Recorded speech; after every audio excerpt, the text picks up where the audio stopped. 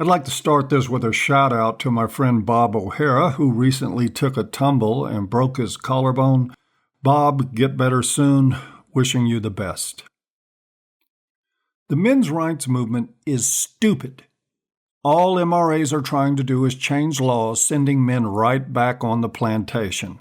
MGTOW is the only way. Now, I've read that kind of comment in 100 different forms and expressions over the past several years. I've heard similar sentiments expressed on some MGTOW YouTube channels that I follow. It leaves me in a bit of a quandary. On one hand, I think red pill philosophy, especially MGTOW, is probably the greatest gift to men ever.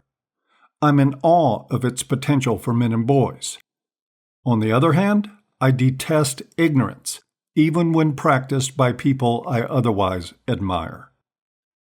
And with that, today's talk is on the us versus themism that sometimes shows itself between MRAs and MGTOW, and what I think is mostly at the root of it, which is a failure on the part of some MGTOW to understand the MRM. And now that I've said that I think that the source is mostly the mythology embraced by some men who identify as MGTOW, I also have to say that I don't see these guys as representative of most men going their own way.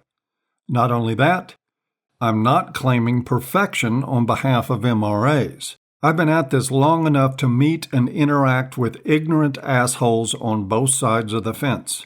Unfortunately, plenty of them. I say this because it's true and because I want in advance to invite anyone who claims I am attacking MGTOW to stick it where the sun don't shine. If you need to be a victim that bad, feminism is a better fit for you. What I want to do with this talk is to explain what the MRM is, and to do it with the relatively new denizens of the red pillosphere in mind, those who haven't been a part of this through all the growing pains. And I want to do it against the backdrop of the false MRAs are working with the system narrative.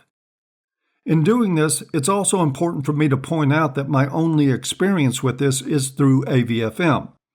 While I think AVFM is now definitive of what we call men's rights activism, it's not the end word on the subject.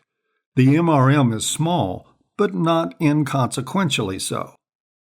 But from the AVFM perspective, and mine personally as an MRA, it is hard to imagine how anyone could be so completely wrong-headed as to conclude that we were trying to work with the system, or that we were trying to change laws for that matter. First, I extend a very cordial invitation to anyone to sift through the 6,000 plus articles on A Voice for Men and to find one example to support the claim that we took up any sort of political or legal activism. I can save you the trouble, though. You'll pull up a goose egg. What you would find, though, if you were to scour through that mountain of text, is a long history of social provocation. You'll see time after time where AVFM sends the gynocentric outrage machine into overdrive, triggering the shit out of the very same people and groups you will see denounced and criticized in every MGTOW forum and video channel across the web. There's a reason for that, which I think may have escaped some MGTOW commentators. It is to send more men directly to their forums and YouTube channels and into red pill life. By pissing on sacred cows and crossing lines that most good cucks would not dare cross, we drew outrage from the mainstream media, which is the only attention the men's movement was or is going to get. That outrage and all the hit pieces that came with it wasn't backlash we were trying to limit. It was the exact result we were looking for. The gynocentric outrage machine isn't just harsh. It's high profile. High enough profile that the effect of bad-mouthing us so feverishly also sent people right through our front doors. MRAs and MGTOW both benefited from that, which is to say, the men who found us benefited from that. And the benefit wasn't with changing laws or endorsing politicians. It was in having the lights turn on in their minds when they found our material. I'm talking about many men who are not able to unsee what we've shown them. With the work that we did, we attracted a young feminist filmmaker who wanted to document our hateful ways and ended up having her world rocked. She ultimately made a movie that shoved another big, fat red pill down society's throat. Now there's red pill everywhere, and it continues to be seen for the great threat to gynocentrism that it is. Even Maroon 5 is under fire now, linked, for their new album, Red Pill Blues, though I doubt Adam Levine is anything less than a confirmed gynocentrist. That suspicion has also been confirmed by the fact that band members of Maroon 5 are now out there groveling in apology for naming the album what they did.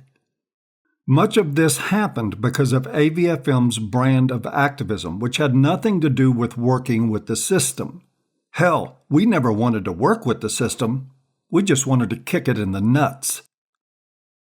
AVFM has had 3 taglines.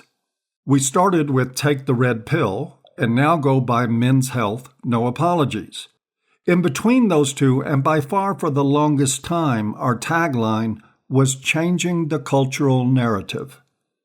Not changing laws, not changing politicians, changing the narrative. The same exact thing MGTOW commentators have been doing during the same time, and largely with the same message, criticizing gynocentrism, supporting the marriage strike, and encouraging men to take a second and more analytical look at the world they live in, and to adapt effectively based on new information. We have stayed so in focus on these matters that we have sometimes tested the resolve of non-gynocentric traditionalists who have been longtime supporters of our work. And yeah, I'm talking to you, T-Mots and GOM, and with great appreciation for all you've done. Now, for the sake of full disclosure, I have to admit that there are a lot of legal and political changes I'd like to see, and we have already seen some of it, a prime example being the gutting of Obama's Dear Colleague letter linked by the Trump administration. Now, Trump isn't any more red pill than Adam Levine, but he's doing some things right, taking real action to correct the Title IX nightmares among them. Even the mainstream media, linked, recognizes that the boisterous criticism that ultimately culminated in Trump's actions originated with men's rights activists. Well, they were partly right. MGTOWs were making noise at the same exact time for the same exact reasons. If you are MGTOW, you know this to be true. And don't worry, I won't accuse you of working with the system just because you played a role in the system changing. I figured out a long time ago that cultural change precedes legal or political change, and that cultures change when their narrative changes. Hence the time-honored tagline, At a Voice for Men. But I really do understand the confusion here. When you identify as an activist for certain rights, the modern Western mind conjures up images of protest and lobbying politicians. All I can say about that is that the subtlety of social activism in the way AVFM does it isn't going to register with people, even red pill people, whose ability to interpret the world around them is detrimentally literal. That is not to say that the more standard activism is not practiced. It certainly is. There is shared parenting advocates in most states now, people who are looking to reform divorce laws and who try to use traditional means to deal with things like parental alienation. Guess what the last thing they want to be called is? You got it, an MRA. I have several groups right now that BCC me their email list communications because they don't want others on the list to know that I'm watching. The men's rights movement in their minds is like a rich, embarrassing uncle. Only in this case, we are the uncle that has some media reach, not money. I don't offer these groups any assistance and don't even know why they want me secretly in on the loop. I've known for a long time that they want to use MRAs when convenient and would disown us in a nanosecond if they ever got caught red-handed talking to us. They'd sooner be shot than make a public proclamation supporting men's rights. Still, they are very useful, doing good work in their own way, and whenever anything they do goes public, they serve as the same gateway for some men to red pill life as does MGTOW and the MRM.